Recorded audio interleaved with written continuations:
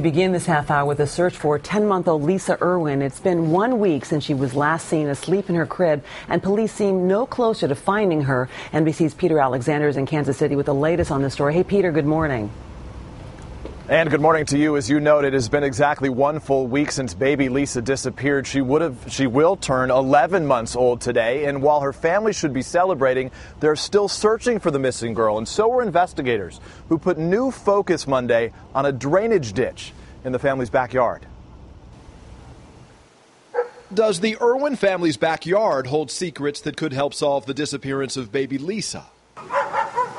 Investigators searched through a drainage ditch behind the Irwins' home Monday, turning over rocks and pulling back thick brush. Detectives also entered the family's garage looking for potential evidence. Just hours earlier, Lisa's father, Jeremy Irwin, returned to the family's home, but only long enough to pick up the mail. Neither he nor baby Lisa's mother, Deborah Bradley, has spoken publicly since last week. But the family did give NBC News these new photos of Lisa, who they affectionately call Pumpkin Pie, taken just 2 days before Lisa's parents say she vanished from her crib. In 19 years in Kansas City, you've never seen a case like this? Not that I have seen, no. Is an abductor responsible for Lisa's disappearance? FBI agents have knocked on doors here, neighbors say, asking about a homeless man in his 20s, last seen riding a red bicycle, who may have done handyman work in the area. This weekend, they tried to recreate how a kidnapper might have broken into the home in the middle of the night, undetected. While police say there are no suspects, they're not ruling anyone or anything out, including whether Lisa's family knows more about what happened to the 11-month-old.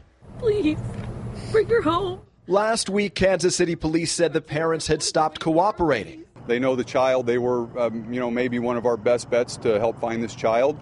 Authorities say Lisa's parents began cooperating once again this weekend, but police have now subpoenaed raw video from local TV news stations of interviews with Lisa's parents, family members, and other friends. There was no witness to the abduction of Lisa Irwin. Law enforcement always has to look closely at the people closest to the child. And that's uncomfortable for families, but it's something you have to go through. Abduction or not, authorities have been flooded with more than 300 tips, called in from at least 22 states, from California to Florida.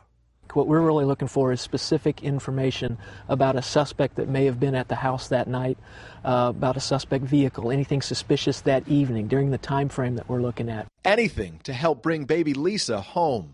We hope America will remember is ultimately this story is about this little girl, and Lisa Irwin's still missing.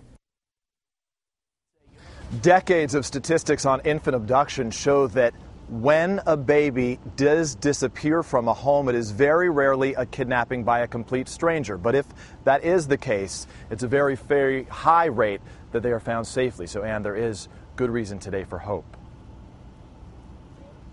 Peter Alexander, thank you. Captain Steve Young is with the Kansas City Police Department. Captain Young, good morning. Good morning. With 300 tips from 22 states, why do you still say that the Kansas City Police Department is, quote, at the mercy of the next good idea? Well, as you know, that's a whole lot of leads to have tried to track down, and to have nothing come of that is unusual, but we try to not get too discouraged. We're happy to have any information we can. And the detectives spend a lot of time sitting around as well, brainstorming, trying to think of something that we haven't done yet. And if something comes up, we're going to try it. This homeless man, the FBI is, according to neighbors, asking people about how much is this man the focus of the investigation. He has not been seen since Lisa's disappearance.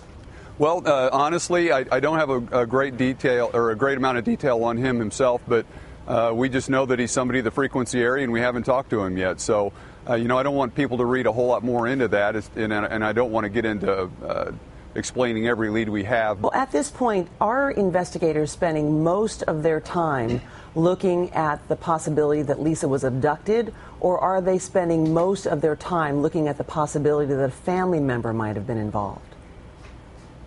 We're spending our time looking at everything. Our command post is still operational. We have detectives farmed in and out of it all day long, chasing leads as they come, and we're getting a lot of help from local police departments and some federal agencies as well. So we're spending our time everywhere is really the best answer I can give you. We understand that the parents are again cooperating. You were the one who said that they weren't cooperating last week.